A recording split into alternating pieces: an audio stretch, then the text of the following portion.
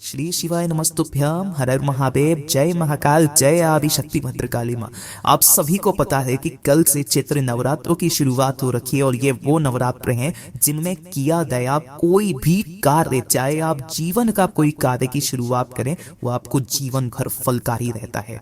इन नवरात्रों के अंदर अगर आपकी कोई मनोकामना पूरी नहीं हो रही हो, उपाय कर करके थक चुकी हो, परिवार में खुशियां नहीं है, लड़ाई झगड़े क्लेश बहुत ज्यादा है, धन नहीं आ रहा है, तो एक छोटा सा उपाय आपको इन नवरात्रे के अंदर करना है। श्री पोतली वाला उपाय घर में चुपचाप खा करके रख देना है। आपकी घर की सारी समस्याएं खत्म होगी, पूरे परिवार आपका हमेशा खुश रहेगा। पूज्य गुरु जी की कथा से सुन करके और समझ करके पूरे उपाय को बड़े ही विस्तार से बताऊंगा, परंतु उससे पहले आप सबसे छोटी सी प्रार्थना कि जो लोग पहली बार आए हैं चैनल को सब्सक्राइब जरूर कीजिएगा और वीडियो को लाइक करके देव और देव महादेव जी का कोई सा भी प्यारा नाम कमेंट बॉक्स में लिखना मत भूलिएगा। इस पूरे वीडियो में सिर्फ 2 उपायों के बारे में बात करेंगे जो कि आपकी घर की सारी समस्याओं को खत्म कर देगा, तो ध्यान से सुनते या ना समझने की कोशिश करना। सबसे पहले बात करते हैं पहले वाले उपाय। देखिए, पहला वाला जो उपाय है ना, ये किन्हें करना है।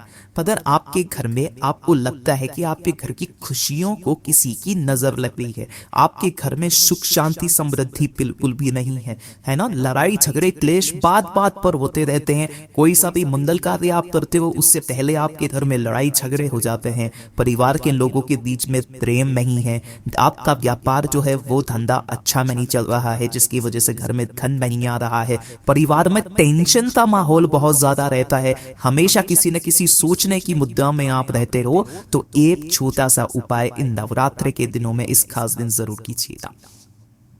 कॉपी और पेन ले लीजिएगा, कुछ सामग्री आपको नोट करनी है तो एक एक करके नोट करते चले जाइएगा और उसी तरीके से इस उपाय को कीजिएगा। देखिए, सबसे पहले जो आपको चाहिए होगा वो चाहिए लाल कपड़ा। जो भी आप लाल कपड़ा ले, ये कैसा कपड़ा होना चाहिए? सूती कपड़ा, और इतना लेना है, ये भी चीज ध्यान रखना, 1.25 मीटर। कितना लेना है? 1.25 मीटर का आपको लाल कपड़ा ले लेना है, ठीक है। किसी के साथ में आपको चाहिए होगा एक नारियल। कौन सा वाला नारियल लेना है? ये जो जगा वाला नारियल होता है ना, ये वाला। कोई कोई इसे श्रीफल भी कहता है, कोई हरा नारियल कहता है। बजा करके देख लेना, इसके अंदर पानी होना जरूरी है, पानी वाला नारियल ही है, ठीक है। किसी के साथ में आगे चाहिए होगी आपको एक हल्दी की गांठ, है ना। एक तो हल्दी की गांठ आपको अलग से लेनी है और स्वस्तिक निर्माण के लिए आपको एक चुटकी हल्दी पिसी हुई अलग से लेनी है, ये ले लोगे। लक्ष्मी के तौर पर आपको चाहिए होगा एक सिक्का, चाहो आप 1 रुपए का ले लो, 2 रुपए का ले लो, 5 रुपए का ले लो, 10 रुपए का ले लो, चांदी का सिक्का है तो ले लो। एक सिक्का आपको चाहिए लक्ष्मी के तौर पर। उसके बाद में जो आगे चाहिए वो चाहिए आपको पान का पत्ता। जो भी पान का पत्ता लो, तो काफी सारे लोग ये ऊपर का ये पेन भी तोड़ देते हैं, इसे आपको तोड़ना नहीं है, इसे लगे रहने देना है ना। एक चुटकी हल्दी मैंने आपको बता ही दिया, जिससे कि आपको क्या क्या बनाना है, स्वस्तिक बनाना है। थोड़ा सा लेना होगा आपको कुमकुम। ध्यान रखना, ये सिंदूर नहीं है, ये लाल चंदन नहीं है, ये है कुमकुम, ये अलग से होता है, ठीक है। और इसके लास्ट में चाहिए आपको क्या? चावल। अब जो भी आप चावल लोगे ना, इसे केसर के जल में थोड़ा सा, है ना, केसर के अंदर भिगो करके केसर वाले चावल आपको चाहिए, ये चीज ध्यान दीजिएगा, इस तरीके से पीले वाले। उसके पश्चात आपको चाहिए होगी एक पूजा की सुपारी। इजीली आपको ये सारी चीजें वो हैं जो आपको घर में बहुत इजीली मिल जाएंगी। थोड़े से आपको चाहिए होंगे जो, ये समस्त वो चीजें हैं जिनसे आप उपाय करते हैं आपकी घर में सुख शांति समृद्धि के लिए। एक चुटकी आपको जो लेना है, और सबसे महत्वपूर्ण जो चीज है ना, वो है शिवलिंग पर चढ़ा हुआ एक बेलपत्र। अगर आपको शिवलिंग पर चढ़ा हुआ एक बेलपत्र नहीं मिलता है तो आप नवरात्रि के दिन किसी भी समय पर एक बेलपत्र लेकर के शिवलिंग के पास में जाएं, वहां पर पहले बेलपत्र चढ़ाएं, अपने घर की खुशियों की कामना करके अपना नाम और गोत्र बोल करके अपनी कुल देवी का स्मरण करके एक लोटा शुद्ध जल इस शिवलिंग के बेलपत्र पर आपको समर्पित करना है और बाबा से विनती करके कामना करके इस बेलपत्र को यहां से उठा लेना है, ठीक है। अब आपको क्या करना है? इन सभी सामग्रियों को लेकर के किसी भी माता रानी के मंदिर, जो आपके आसपास माता रानी का मंदिर है ना, चाहे छोटे से छोटा ही क्यों ना हो, वहां पर आपको चले जाना है। लेकिन जाना कैसे? ध्यान से सुनिए। जो आपने पान का पत्ता लिया है ना, इस पान के पत्ते के ऊपर आपको 2 स्वस्तिक बनाने हैं, है ना। पहला जो स्वस्तिक बनाओगे वो बनाओगे कुमकुम का, ठीक है, कुछ इस तरीके से। ठीक है। और जो दूसरा स्वस्तिक बनाओगे वो किसका बनाओगे, हल्दी का।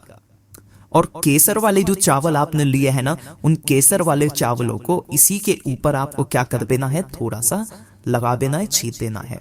इसके पश्चात जितनी भी सामग्री आपने ली है ना, एक हल्दी की गांठ है ना, एक सिक्का, और जितने भी आपने चीजें ली है, थोड़े से चावल, सुपारी, जौ और एक बेरी पत्र, सभी चीजें आपको इसी पत्ते के ऊपर रख देना है ना। और इसे रख करके आपको एक लाल कपड़ा जो आपने लिया है, इसी के अंदर आपको इस समस्त सामग्री को रख देना है।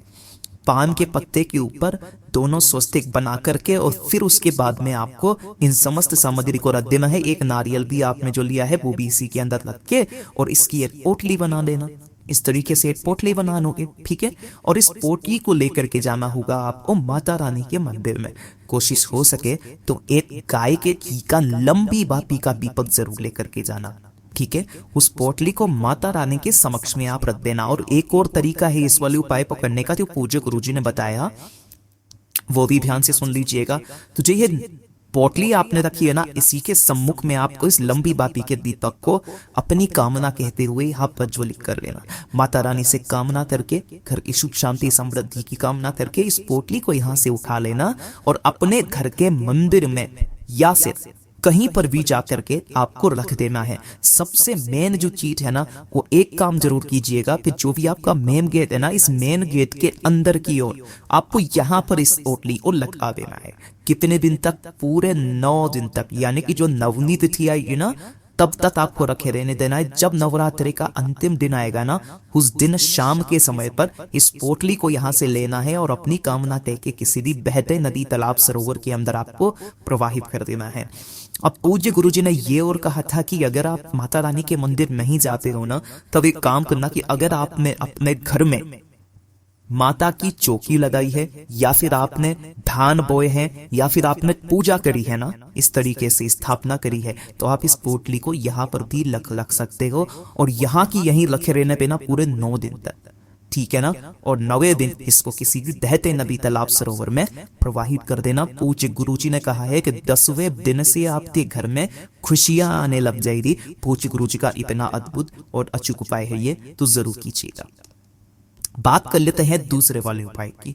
ये जो दूसरा वाला उपाय है ना, ये किन लोगों को करना है, ये चीज ध्यान से सुनिएगा कि अगर आपके परिवार में बीमारियां बहुत ज्यादा है, कोई ना कोई व्यक्ति आपके घर में बीमार रखा हुआ ही रहता है, बीमारियां आपके घर से दूर जा ही नहीं रही है, आपने काफी सारे उपाय, व्रत सब कुछ करके देख लिया, लेकिन कुछ नहीं हो रहा है ना, तो पूज्य गुरुजी ने कहा है कि नवरात्रि के किसी भी एक दिन, इन 9 दिनों में से किसी भी एक दिन इस उपाय को कर लेना।